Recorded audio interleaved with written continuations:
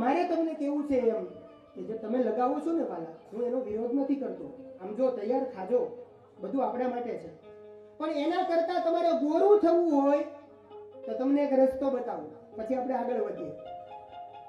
જો તમારે ખરેખર ગોરું થવું હોય, તમારા ચહેરાને તમારે આમ સારો દેખાવ ઈચ્છતા હો, તો એક વાટકો લેવાનો. વાટકો, એની અંદર દૂધ પધરાવવાનું. આ હું નથી કહેતો, આ શિવ પુરાણમાં લખ્યું છે. પાછું એ તમને પ્રમાણ આપી દઉં કે આ કઈ જગ્યાએ લખ્યું છે. આ શબ્દો મારા નથી, આ શિવ મહાપુરાણની વાત હું તમારી આગળ એક ટપાલની જેમ રાખું છું. સારી લાગે તો વાંચજો. એક વાટકી લેવાની, એની અંદર દૂધ પધરાવવાનું, એમાં થોડી હળદર, હરિદ્રા, કે શબ્દ વાપર્યો છે હરિદ્રા, એટલે થોડી હળદર પધરાવવાની, પછી એને મિક્સ કરવાનું, અને પછી એની અંદર એક કેળું એને એની અંદર છૂંદી નાખવાનું, અને પછી એનો મેકઅપ તૈયાર, મેકઅપ જ કહેવાય. પછી એ તૈયાર કરવાનું. એ આમ તૈયાર કરીને એ જો તમે અહીંયા લગાડશો, એનાથી તમે જેટલા ઈ આમ લગાડો ને ત્યારે બોલવાનું ઓમ નમઃ શિવાય, ઓમ નમઃ શિવાય, ઓમ નમઃ શિવાય, ઓમ નમઃ શિવાય. એટલા માટે બ્રાહ્મણો તિલક કરે ત્યારે ઓમ નમઃ શિવાય. સમજાય છે? આવી રીતે તમે તૈયાર થશો. મારો દાવો છે, તમે ક્યારે આમ ગોરા નહીં લાગ્યા હોય ને, શંકર ભગવાન કરતા રૂપાળા લાગશો. પણ સારી વાત તમારી, એ દેવી ભાગવત કેવી રીતે તૈયાર થવું એ શીખવાડે. બોલો તમે કેટલું ગ્રહણ કરો છો પલસાણા વાળા, એ તમારી ઉપર નિર્ભર કરે છે વાળા. આ શૂર્પણખા બધું યાદ અપાવે છે. એટલે આ બાજુ શૂર્પણખા, લક્ષ્મણ, અને ત્યારબાદ આપણે બધા જાણીએ છીએ કે લક્ષ્મણજી પછી શૂર્પણખાના નાક અને કાન બંને, નાક કાન કાપી નાખે છે. અને આ બાજુ શૂર્પણખા રડતી રડતી રાવણ પાસે આવે છે. અને આ બાજુ હવે રાવણ એ એના મામા મારીચ, રાવણના મામા કોણ હોય? મારીચ. એ એના મામા મારીચને રાવણ એમ કહે છે કે મારી બહેનના નાક કાન કાપી નાખ્યા, એટલે હવે આપણે એનું વેર વાળવાનું છે. તો તમે સુવર્ણનું મૃગ બનીને જાઓ. એટલે હવે સીતા હરણની વાત અહીંયા બતાવી. અને મારીચે વિચાર કર્યો કે જો ના પાડું, આ તો રાવણ 10 માથાળો, ના પાડું તો આ પાપી મને મારી નાખશે. મારીચના શબ્દ છે દેવી ભાગવતમાં કે જો ના પાડું તો આ પાપી મને મારી નાખશે, અને એની કરતા જાઓ તો કમસે કમ ભગવાનના હાથે તો મારું મૃત્યુ થાય. આવો ભાવ વ્યક્ત કરી અને મામા મારીચ એ સુવર્ણનું મૃગ બન્યા છે.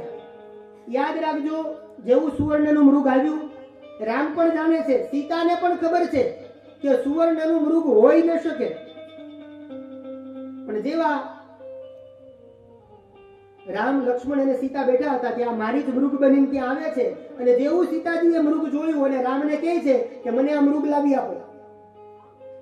સીતાને પણ ખબર છે કે સુવર્ણનું મૃગ હોઈ શકે.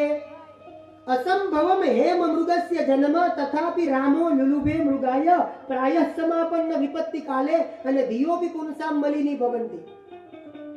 અસંભવમ હેમ મૃગસ્ય જન્મ, સીતા પણ જાણે છે કે અસંભવ, સુવર્ણનું મૃગ હોઈ ન શકે. પણ એને આગળ લીલા કરવી, જો હવરણ થાય નહીં તો રાવણ મરે નહીં, રાવણ સુધી પહોંચાય નહીં, એટલા માટે થઈ. અને આ બાજુ શું ઘટના ઘટી? પણ અહીંયા મામા મારીચ એ રાવણનો વિરોધ નથી કરતા. અને રામાયણ મને તમને શીખવાડે કે 9 જણાનો વિરોધ કરવો નહીં. કેટલા જણાનો? 9 જણાનો ક્યારે વિરોધ કરવો? આ 9 કોણ આવે? પહેલા નંબરમાં શસ્ત્રી. 9 જણાનો ક્યારે વિરોધ કરવો?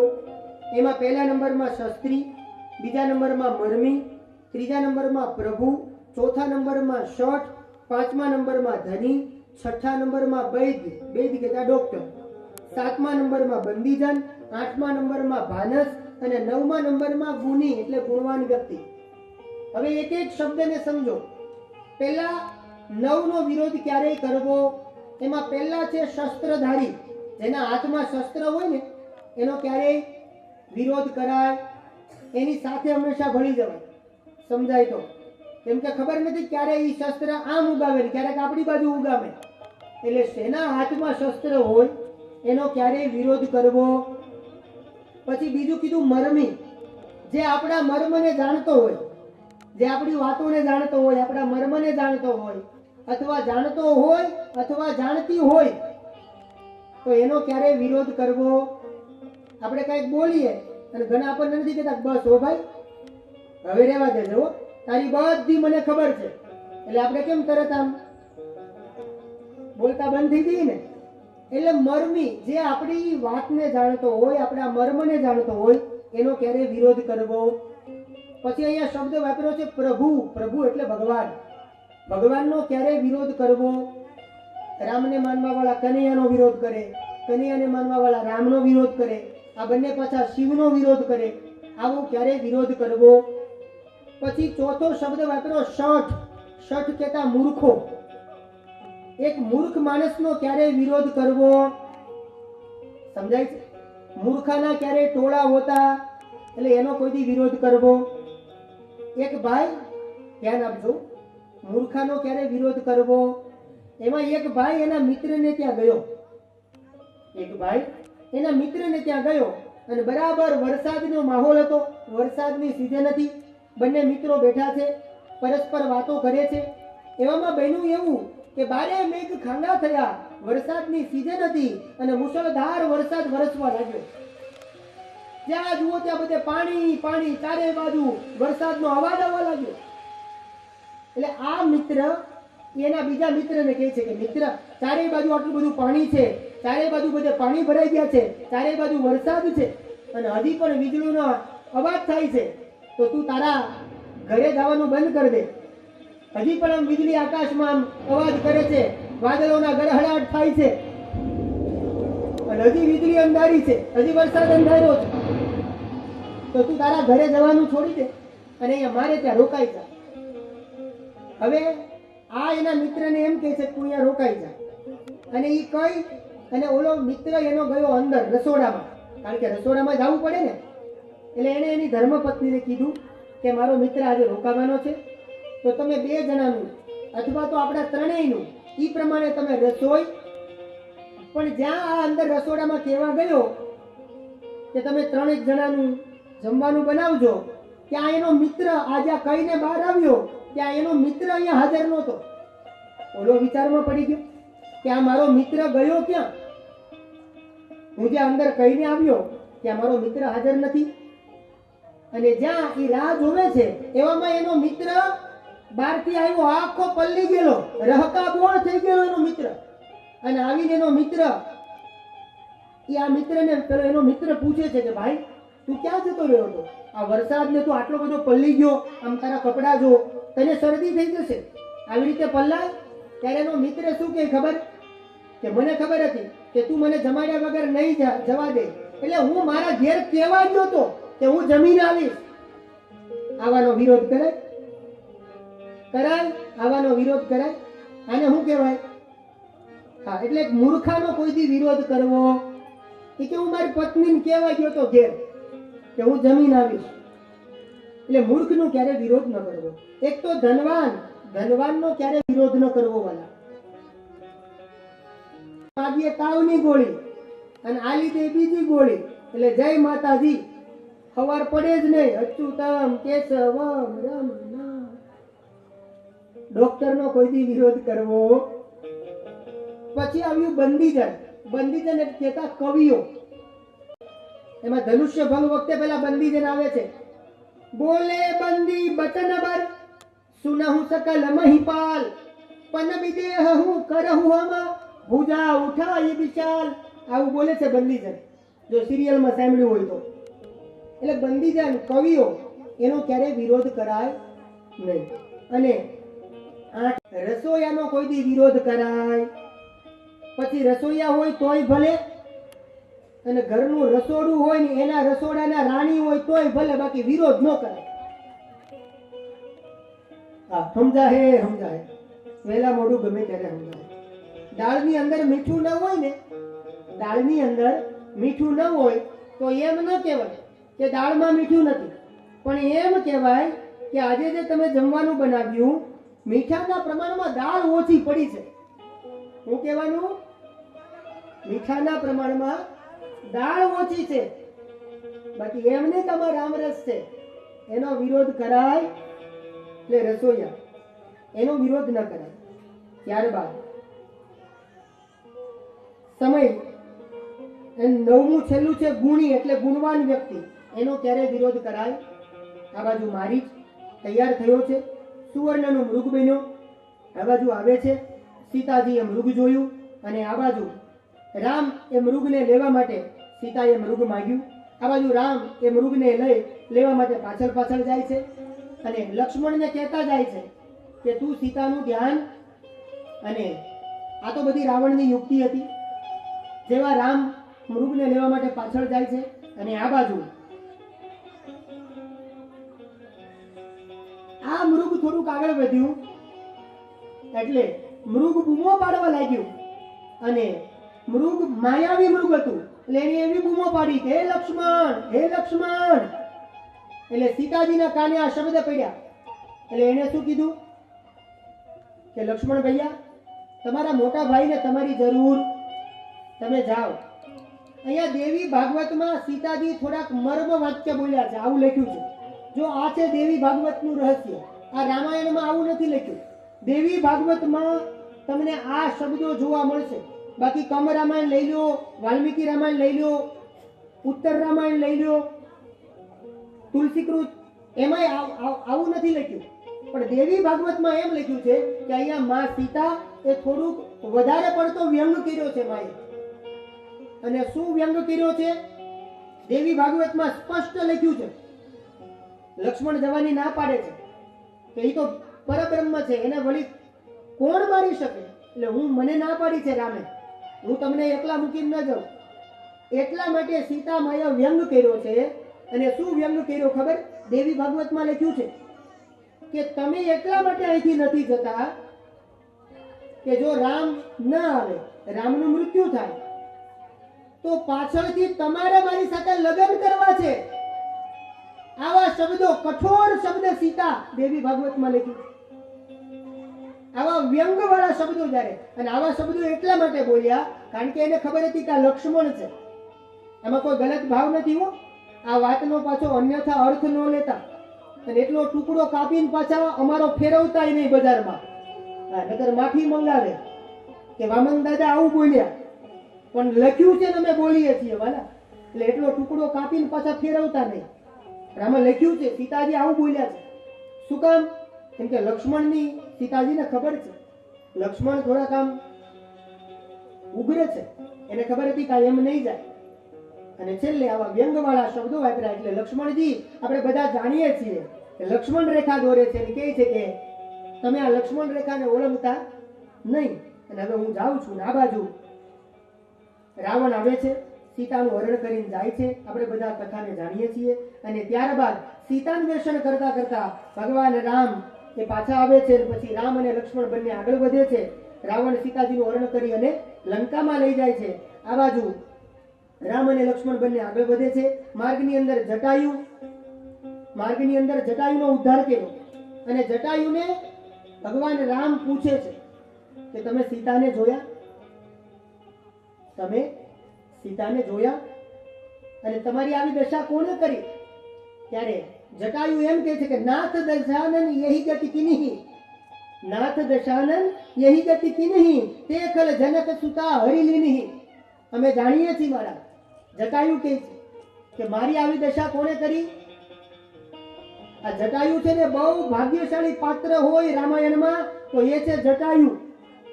શું કામ? કેમ કે જટાયુ રાવણ જ્યારે સીતાને હરણ કરીને રાવણ લઈને જતા હતા એટલે જટાયુ એની સાથે યુદ્ધ કરે છે, પણ રાવણની સામે કઈ ચાલે? રાવણ એની પાંખો કાપી નાખે છે અને જટાયુ ત્યાં નીચે પડી જાય છે. વિચાર કરો, આખા દુનિયાનો બાપ પરબ્રહ્મ આજે નીચે બેઠા છે અને જટાયુનું માથું એ રામના ખોળાની અંદર માથું છે. એટલા માટે રામાયણનું ભોળામાં ભોળું અને ભાગ્યશાળી પાત્ર હોય તો એ છે જટાયુ, કે રામના ખોળાની અંદર આ માણસ પડ્યા છે અને ભગવાન સાથે વાતો કરે છે. અને આ બાજુ પૂછે છે રામ કે તમારી આવી દશા કોને કરી? એ પક્ષીરાજ, એ ખગેશ, તમારી આવી ગતિ કોને કરી? ત્યારે કીધું કે નાથ દશાનન યહી ગતિ કિન્હી. દશાનન કહેતા રાવણ, 10 માને 10, આનંદ યાને મુખ, કે આ 10 માથાળાએ મારી આવી દશા કરી છે, અને તે ખલ જનક સુતા હરી લીધી. તમે જેને ગોતવા માટે નીકળ્યા છો, જનક સુતા એટલે સીતા, એનું હરણ કરી અને લઈને જતો રહ્યો છે. અને આટલી જટાયુએ વાત કરી. અને ત્યારબાદ આ બાજુ ત્યાંથી પરમાત્મા થોડાક આગળ વધ્યા છે, અને આ બાજુ આગળ વધતા વધતા હવે કોની કુટિયા આવી? બહુ મજાનો પ્રસંગ છે વાલા. અને હવે કોની કુટિયા આવી? શબરી મૈયા. તમે બધા નસીબદાર છો વાલા, તમારો આ પંથક ભાગ્યશાળી છે, તમારો આખો વિસ્તાર તમે નસીબદાર છો. અને એ શબરી મૈયા આપણે ગાવું નથી, પણ મેરી ઝોપડી કે ભાગે આજ ખુલ જાયેંગે રામ આયેંગે. આપણે આગળ જોઈ ગયા છે, આપણે નવદુર્ગા પ્રાગટ્ય સુધી પહોંચવું છે. પણ ફ્રી થાવ ને તો YouTube ઉપર પણ કથા છે ને, પેલી કેસેટ જોજો, આગળની રામકથાને યાદ કરજો. આપણે રામકથા કરી હતી એ. પ્રભુ ત્યાંથી આગળ વધ્યા, ઋષ્યમુખ પર્વત ઉપર આવ્યા, અહીંયા વાલીનો ઉદ્ધાર કરાવી, અને આ બાજુ પર્વશન પર્વત ઉપર આવ્યા. અને હવે અહીંયાથી દેવી ભાગવત મૂળ ચાલુ થાય છે. એવામાં નારદજી ત્યાં આવે છે, અને નારદજીને રામ પૂછે છે કે આ રાવણ ઉપર વિજય મેળવવા માટે મારે શું કરવું? ત્યારે દેવી ભાગવત એનો 3જો સ્કંદ, એનો 30મો અધ્યાય, એનો 28મો શ્લોક હું તમને પ્રમાણ આપું.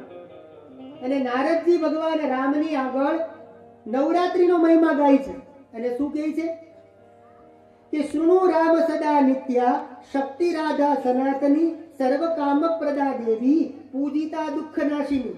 હે રામ, તમારે જો રાવણ ઉપર વિજય મેળવવો હોય તો તમે નવરાત્રી વ્રત કરો.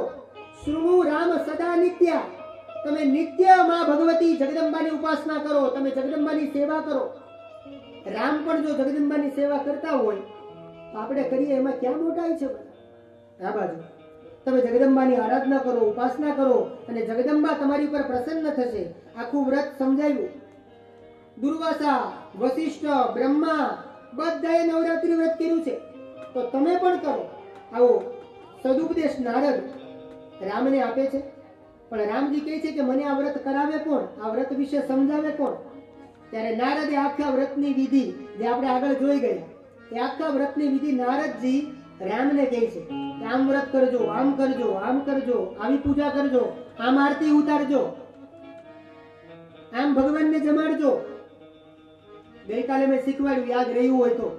આમ જમાડજો, આમ આરતી ઉતારજો. અને આ બાજુ સમય મર્યાદાએ આવ્યો આસો માસ, નવારના મંત્રનો નારદ ઉપદેશ આપે છે.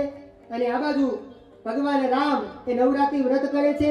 ઓમ ऐं ह्रीं क्लीं चामुंडायै विच्चे, ઓમ ऐं ह्रीं क्लीं चामुंडायै विच्चे. નવારના મંત્રનો રામ જપ કરે છે. અને આમ જપ કરતા કરતા આવી અષ્ટમી, અને અષ્ટમીએ માં અષ્ટભુજાળી માં દુર્ગા એ રામની સામે પ્રગટ થયા, અને રામને કહેવા લાગ્યા કે માંગો, હું તમારા વ્રતથી પ્રસન્ન થઈ છું. ત્યારે રામ કહેવા લાગ્યા કે હે માં, હે દયા દીવાની, હે કરુણા દીવાની, તમે તો જાણો છો માં, મારી પત્નીનું આ અસુર રાવણ હરણ કરી ગયો છે, અને હવે મારે એના ઉપર યુદ્ધ કરવાનું છે. જો માનશે તો ભલે, નકર યુદ્ધ કરવાનું છે. તો આ યુદ્ધની અંદર મારો વિજય થાય એટલા માટે હું તમારું નવરાત્રી વ્રત કરું છું. એટલે જગદંબાએ એને આશીર્વાદ આપ્યા કે તમે નવરાત્રી વ્રત કરજો, અને જાઓ વિજયાદશમીના દાડે તમારો વિજય થશે, અને તમે વિજયની યાત્રા કરી અને પાછા ફરશો. આ પહેલેથી જગદંબાએ માં રામને વરદાન આપી દીધેલું. વાલા દેવી ભાગવત લખે, શૃણુ રામ સદા નિત્યા શક્તિ રાધા સનાતની. અને આ બાજુ આજે વિજયાદશમી આવે, તમે અત્યારે નવરાત્રી આઠમે પ્રસન્ન થયા, અને હવે જે વિજયાદશમી આવે એ દિવસે તમે શસ્ત્ર પૂજા કરજો. આ શસ્ત્ર પૂજા એ દેવી ભાગવતમાંથી આવ્યું છે. રામે પહેલી વહેલી શસ્ત્ર, ક્ષત્રિયો જે શસ્ત્ર પૂજા કરે, જેમ કે આઠમ ગઈ, નોમ ગમ, પછી દશેરા આવ્યા, એ દિવસે રામે શસ્ત્ર પૂજા કરી. અને બીજી જ્યારે ચૈત્ર મહિનો, અહીંયા તો એમ લખ્યું છે કે 11 વર્ષ સુધી રામે નવરાત્રી ભૂલ્યા નથી. નવરાત્રીના વ્રતના કારણે ચૈત્ર મહિનાની નોરતા પણ કર્યા છે. આમ સમય વ્યતીત થવા લાગ્યો. અને આ બાજુ ત્યારબાદ રામ અને રાવણનું યુદ્ધ થાય છે. આપણે બધા જાણીએ છીએ રાવણને પરાસ્ત કરી વિભીષણને ગાદી આપે છે ભગવાન રામ. અને આ બાજુ દેવી ભાગવત લખે છે કે રામજી જ્યાં સુધી ભૂતલમાં રહ્યા, અહીંયા તો લખ્યું છે કે રામજી 11,000 વર્ષ સુધી આ ભૂતલ ઉપર રહ્યા છે. દેવી ભાગવત લખે 11 સહસ્રાણી વર્ષાણી પૃથ્વી તલે. તમને પ્રમાણ આપું, દેવી ભાગવતનો 3જો સ્કંદ 30મો અધ્યાય એનો 58મો શ્લોક. ક્યાં સુધી ભગવાન રામ આ ધરતી ઉપર રહ્યા? 11 સહસ્રાણી વર્ષાણી પૃથ્વી તલે. 11,000 વર્ષ સુધી ભગવાન રામ ભૂતલ ઉપર રહ્યા. અને રામે નવરાત્રી વ્રત રામ પણ ભૂલ્યા, જગદંબાની ઉપાસના ભગવાન રામ પણ ભૂલ્યા નથી.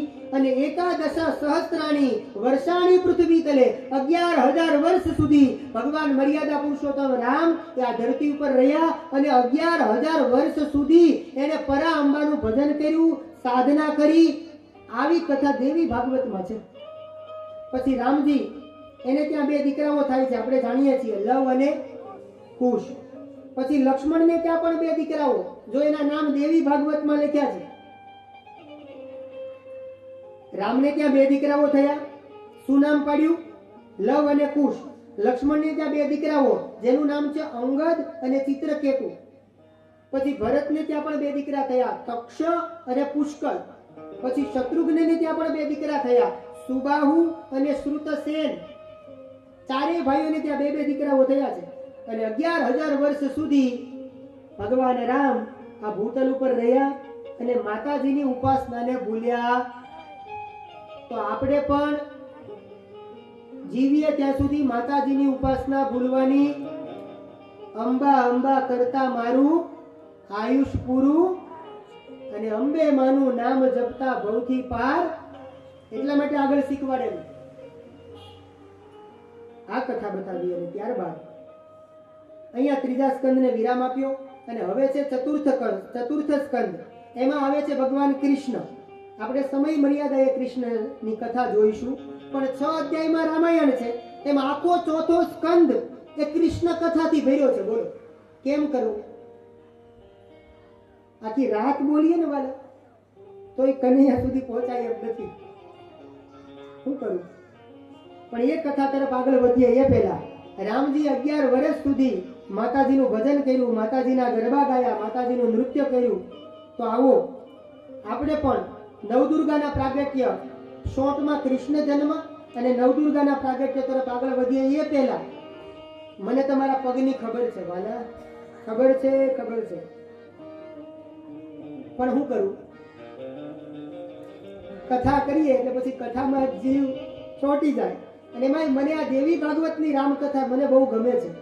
એટલા માટે હું તમને પ્રમાણ પણ વચ્ચે વચ્ચે આપું છું કે એટલામો સ્કંદ, એટલામો અધ્યાય.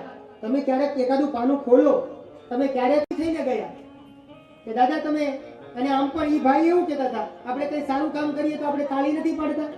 એટલે આમ તાળી પાડવાથી આંખનો મોતિયો ન આવે, આંખોનું તેજ વધે, પછી ડાયાબિટીસ ન થાય, ફેફસાને લગતી બીમારી પાડો એટલે ફાયદો થશે વાલા. પણ એના માટે ઊભું થવું પડે, ગોલ રાઉન્ડ બનાવવું પડે. અને શું કરવું પડે?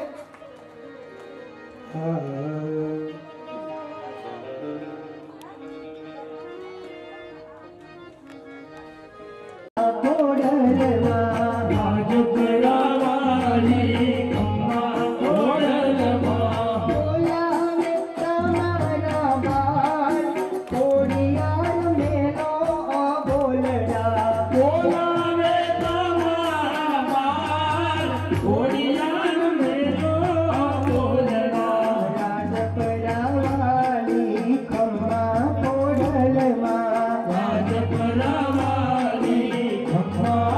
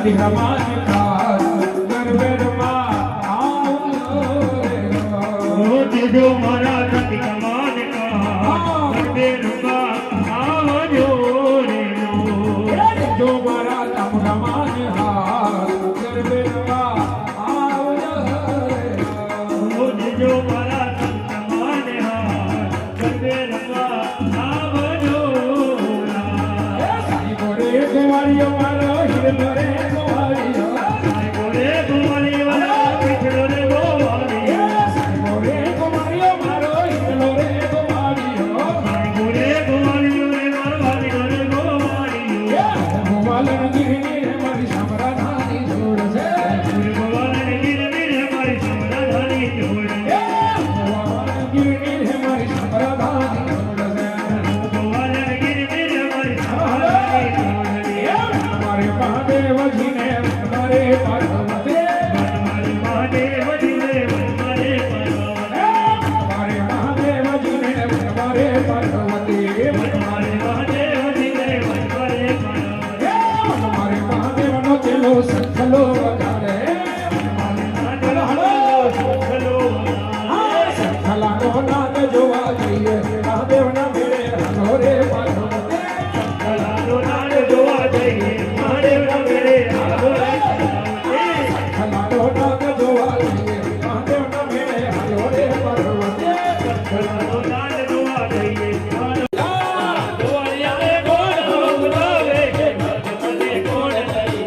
અરે કોણ લઈ જાયું રજ કોણ લઈ જાય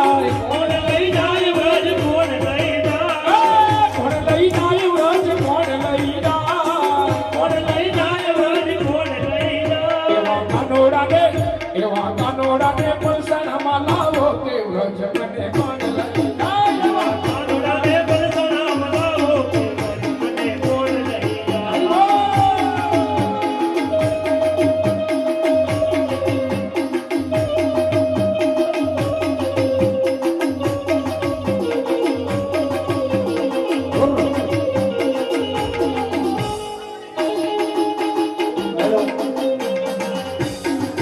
હાલો આગળ આવી જાઓ આપણી વચ્ચે ઓમ શાંતિના સદસ્યો બનેલા છે આગળ આવી જાઓ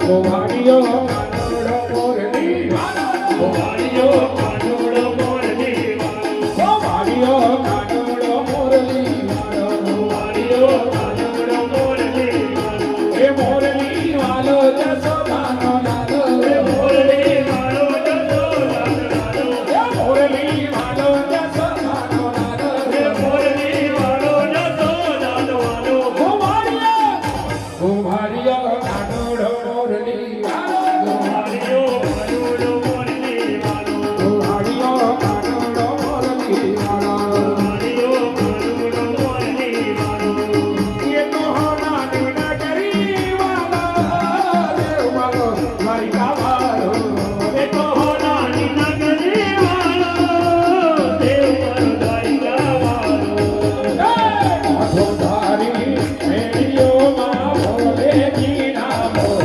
રણસોડ જગીલા રંગીલા રણસોડ જગીલા આખો ધારી મેળીઓમાં બોલે દીનામો રણકોટ રંગીલા રંગીલા રણકોટ રંગીલા અરે રમતી આવે રમારી રમતી આવે આજ મારી ઘોડ રમતી આવે રમતી આવે રમતી આવે આજ મારો મોગલ રમતી આવે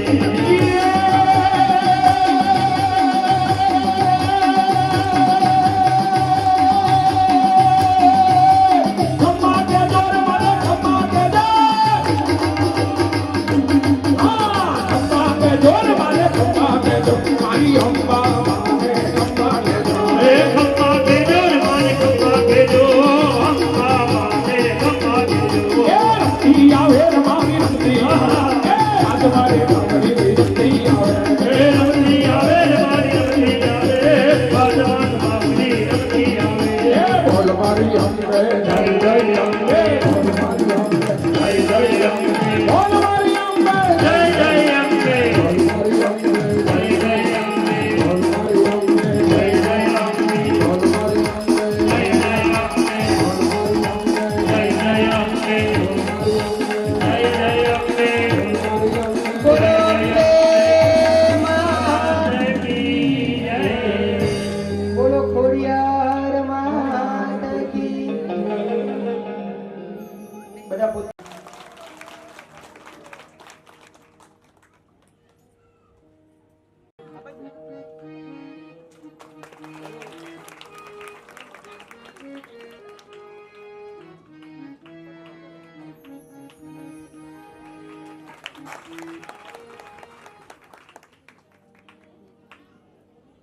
શિક્ષક એમનું સ્વાગત થઈ રહ્યું છે તો એમની જોડે આપણે વધાવી દઈશું આપણે વધાવી દઈએ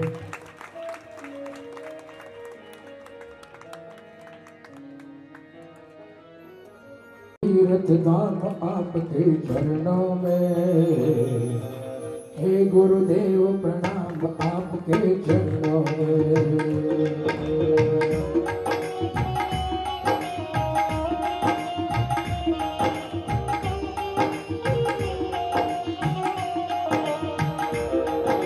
सारे तीर्थ धाम आपके चरणों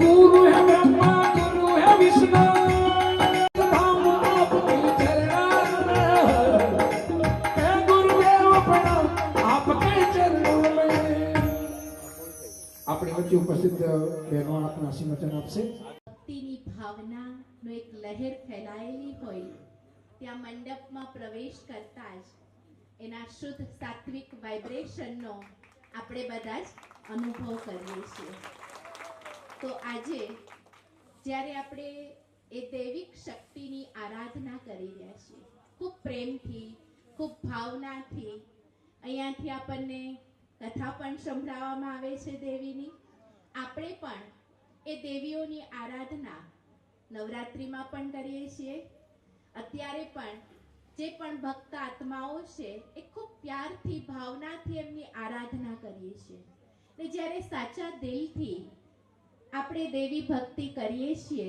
તો એનું ફળ તો અવશ્ય પ્રાપ્ત થાય જ છે જો જે દેવી માની કથા આપણે સાંભળી રહ્યા છીએ જે શિવ શક્તિઓની આપણે મહિમા સાંભળી રહ્યા છીએ અવશ્ય આ ભારત ભૂમિ એ આદ્ય શક્તિ જે ભારત નારી શક્તિ અવતારની આરાધના આપણે આદિથી જ કરતા આવ્યા છીએ એવી શિવ શક્તિ જેમણે અવશ્ય કોઈ ઊંચ તે ઊંચ શ્રેષ્ઠ તે શ્રેષ્ઠ રચનાત્મક કંઈક એવું શ્રેષ્ઠ કાર્ય કર્યું કે જેની મહાનતાને મહાવીરતાની ગાથા આપણે સાંભળીએ છીએ અને ગાથા સાંભળતા સાંભળતા આપણને અવશ્ય થાય કે આપણી ભારત ભૂમિ પર 108 દેવીઓની મહિમા કરવામાં આવી છે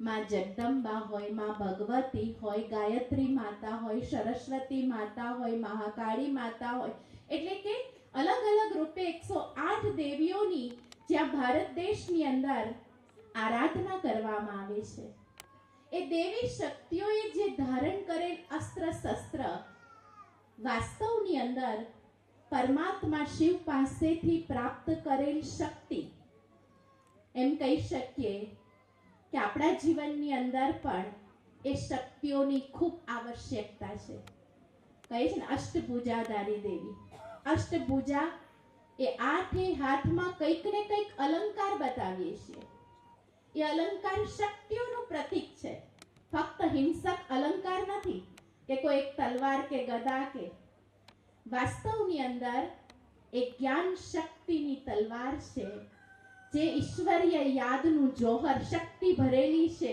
એ જ્ઞાનના અસ્ત્ર શસ્ત્ર છે કે જે જ્ઞાન અસ્ત્ર શસ્ત્ર દ્વારા એમણે જીવનની અંદર સફળતાઓને પ્રાપ્ત કરેલી એમની એ ગાથા છે અને એવી ગાથા જ્યારે સાંભળી રહ્યા છીએ ત્યારે આપણે અવશ્ય જ્યારે એમ નવરાત્રિ હોય અથવા કોઈ યજ્ઞ હોય કે આવી રીતના કથામાં બેસેલા હોઈએ ત્યારે આપણે અવશ્ય વ્રત રાખીએ છીએ આપણી શુદ્ધિનું ધ્યાન રાખીએ છીએ પવિત્રતાના વ્રતને ધારણ કરીએ છીએ તો ખરેખર એ દેવી શક્તિને જો આપણે પણ જીવનમાં ધારણ કરવી હોય તો મન વચન કર્મથી એક દિવસ બે દિવસ કે 9 દિવસ નહીં પણ સદૈવ કાળ માટે શુદ્ધિને અપનાવીએ એવી શ્રેષ્ઠ મન વચન કર્મની પવિત્રતાને અપનાવીએ કે આપણા જીવનની એ સર્વ શક્તિ જે આજે ખૂબ આવશ્યક છે આ કળિયુગી દુનિયાની અંદર અનેક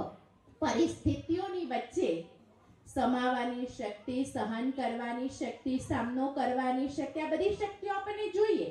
એટલે કે અષ્ટ શક્તિઓ એનું જ પ્રતીક છે. એ દેવીઓ પાસેથી આપણે ધારણ કરવી હોય તો આપણે પણ આપણા કર્મને શ્રેષ્ઠ ઉચ્ચ દેવી બનાવવા જોઈએ.